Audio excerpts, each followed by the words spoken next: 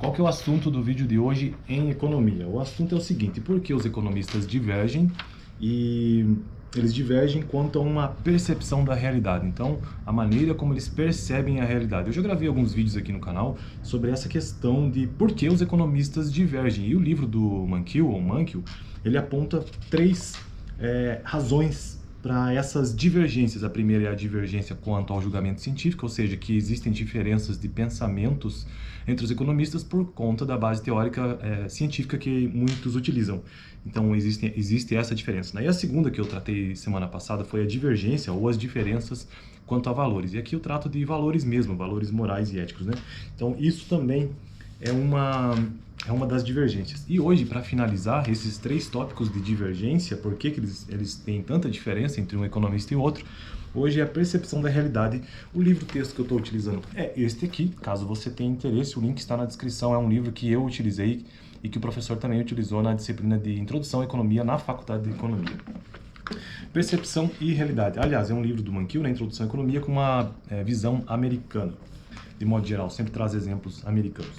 Percepção da realidade. Como existem diferenças de julgamento científico e de valores, como eu já mencionei, é inevitável que haja divergência entre os economistas. Então, se eles discordam de teorias científicas e também quanto a valores, com certeza vão ter divergências. Mas não devemos exagerar esse grau de divergência. Os economistas concordam entre si com muito mais frequência do que se imagina. Aí tem uma tabela aqui no livro que eu vou mencionar daqui a pouco, itens que a maioria dos economistas concordam. Ele até menciona, a tabela 1 contém 20 proposições de política econômica. Lembrando que nós estamos tratando do capítulo 2 do livro do Mankiw, pensando como economista, né? Não vou revisar isso tudo, mas aí tem vários aspectos como pensar como um economista. O economista como conselheiro de políticas econômicas, o economista como cientista e por aí vai. Bom, o texto continua dizendo o seguinte: a tabela 1, contém 20 proposições de política econômica em pesquisas com economistas profissionais, e essas proposições foram endosadas pela esmagadora maioria dos entrevistados. A maior parte delas não receberia o mesmo apoio consensual do público em geral. E aí, a primeira proposição da tabela é sobre o controle de aluguéis, uma política que estabelece o valor máximo legal no total que os proprietários podem cobrar. Quase todos os economistas acreditam que o controle dos aluguéis, ou no caso o controle, afeta de modo negativo, o controle de preços, quer dizer, de um modo negativo a disponibilidade e a qualidade da moradia, e que essa é uma forma muito dispendiosa de ajudar os membros mais necessitados da sociedade. Ainda assim, muitos governos municipais optam por ignorar as advertências dos economistas e estabelecem tetos para os aluguéis que os proprietários podem cobrar de seus inquilinos. Deixa eu ver aqui. Ele ainda explica a segunda proposição, antes de eu entrar nelas.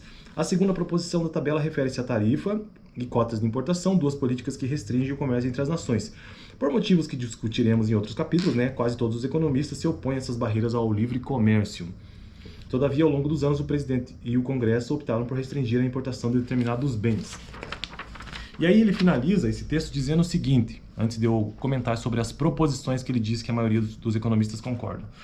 Porque as políticas como o controle de aluguéis e as barreiras comerciais persistem se os especialistas, economistas, estão quase que todos unidos contra elas? Talvez a realidade do processo ou dos processos políticos permaneça sendo um obstáculo que não pode ser removido, talvez porque os economistas ainda não tenham convencido o público em geral de que elas são indesejáveis. Um dos objetivos de se estudar economia, e mesmo o objetivo deste livro aqui, é entender que a visão que os economistas têm de outros temas talvez seja a visão correta. Beleza? Então esse é o texto sobre essa questão de percepção e realidade. Uma coisa é a percepção, outra coisa é a realidade. Agora, quais são então essas proposições? São 20 que, segundo o autor, a maior parte dos economistas concordam com elas. Eles estão de acordo, eles não divergem, estão de acordo. Primeiro, estabelecer um teto para os aluguéis reduz a quantidade e a qualidade das moradias disponíveis. 93% dos economistas concordam com esta proposição. Segundo, tarifa e cotas de importação costumam reduzir o bem-estar econômico geral. 93% dos economistas concordam. Isso lá numa realidade americana, e temos que pensar isso também, Terceiro, taxa de câmbio flexível e flutuante permite um arranjo monetário internacional eficaz. 90% dos economistas concordam com esta proposição. Quarto, a política fiscal, por exemplo, corte de impostos ou aumento de gasto do governo, tem efeitos estimulantes significativos sobre uma economia que esteja abaixo do pleno emprego. 90% dos economistas concordam. 5. Os Estados Unidos não deveriam restringir a terceirização de outros países. 90% dos economistas também concordam. 6. O crescimento econômico em países desenvolvidos, como os Estados Unidos, leva a níveis mais elevados de bem-estar. 88% dos economistas concordam. Os Estados Unidos, número 7, deveriam eliminar os subsídios agrícolas. 85% dos economistas concordam com essa proposição. 8. Uma política fiscal apropriadamente desenvolvida pode aumentar a taxa de formação do capital no longo prazo. 85% dos economistas concordam. 9. Os governos municipais e estaduais deveriam eliminar os subsídios para franquias de esportes profissionais. 85% também concordam com essa proposição. Veja que as proposições, de modo geral, tratam das políticas econômicas, né, com relação ao Estado. 10. O orçamento federal deve ser equilibrado durante o ciclo de negócios, não anualmente. 85% dos economistas lá naquela realidade americana também concordam. 11º, lembrando que são 20, 11º, a diferença entre os fundos de seguridade social e os gastos se tornará insustentável nos próximos 50 anos se as políticas atuais permanecerem inalteradas. 85% dos economistas concordavam naquele momento. 12. Os pagamentos em dinheiro aumentam o bem-estar dos beneficiários mais do que as transferências de mercadorias de igual valor monetário. 84% dos economistas concordam com essa proposição. 13º. Um grande déficit orçamentário federal tem efeitos adversos sobre a economia. 83% dos economistas concordam com essa proposição. 14º. A redistribuição de renda dos Estados Unidos é um papel legítimo do governo. 83% concordam. 15º. A inflação é causada principalmente pelo crescimento excessivo da oferta de moeda. 83% dos economistas concordam com esta afirmação. Os Estados Unidos não devem banir safras geneticamente modificadas. 82% concordam com essa proposição. O salário mínimo aumenta o desemprego entre o trabalhador jovem e não qualificado. 79% até agora a menor concorda com esta proposição. O governo deveria reestruturar o sistema de assistência social nos moldes de um imposto de renda negativo. 79% concordam com essa afirmação também.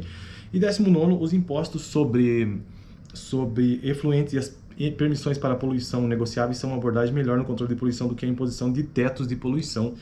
78% concorda. Os subsídios do governo sobre o etanol nos Estados Unidos devem ser reduzidos ou eliminados. 78% dos economistas concordam. Então veja que aqui, claro, ele traz a perspectiva dele como economista, né, mas o texto que ele traz aqui ele demonstra que os economistas concordam em muitas coisas. E mesmo que aqui nós tenhamos afirmações ou políticas econômicas aqui que estejam na casa dos 70%, ainda assim é alto, né, não é tão o contrário disso. De modo geral, os economistas tendem a concordar com algumas coisas. Tem uma certa parte que não, né? Principalmente aqueles economistas que são mais vinculados com socialismo e marxismo e coisas desse tipo, tendem a ser exatamente o oposto de quase tudo que foi dito aqui, mas a grande maioria daqueles que estudam racionalmente, que levam as teorias e tentam aplicar elas na realidade, entendem que muitas coisas, muitas dessas proposições são, na sua maioria, uma concordância com um percentual alto entre os economistas. Beleza? Então esse foi o vídeo de hoje. Lembrando que eu já gravei um vídeo para por que os economistas divergem. Eles divergem quanto ao julgamento científico, quanto a valores morais e éticos, né? E quanto à percepção e realidade, ou seja, uma comparação entre o que ele percebe e o que acontece na realidade. Isso acontece, os economistas divergem e sempre será assim porque o ser humano diverge em absolutamente tudo, mas em algumas coisas eles também podem concordar. Beleza? Então no próximo vídeo eu vou fazer uma breve revisão deste capítulo todo, uma revisão zona geral, com base no resumo mesmo que ele apresenta aqui, e eu quero começar uma série de vídeos sobre um apêndice que ele coloca, que eu acho muito importante, que é uma breve revisão sobre gráficos. Eu acho muito importante fazer essa revisão e aprender aqui com o autor também sobre isso, né? Valeu, até o próximo vídeo. Assista aqui o último vídeo que eu gravei no canal, tratando sobre as divergências quanto a valores.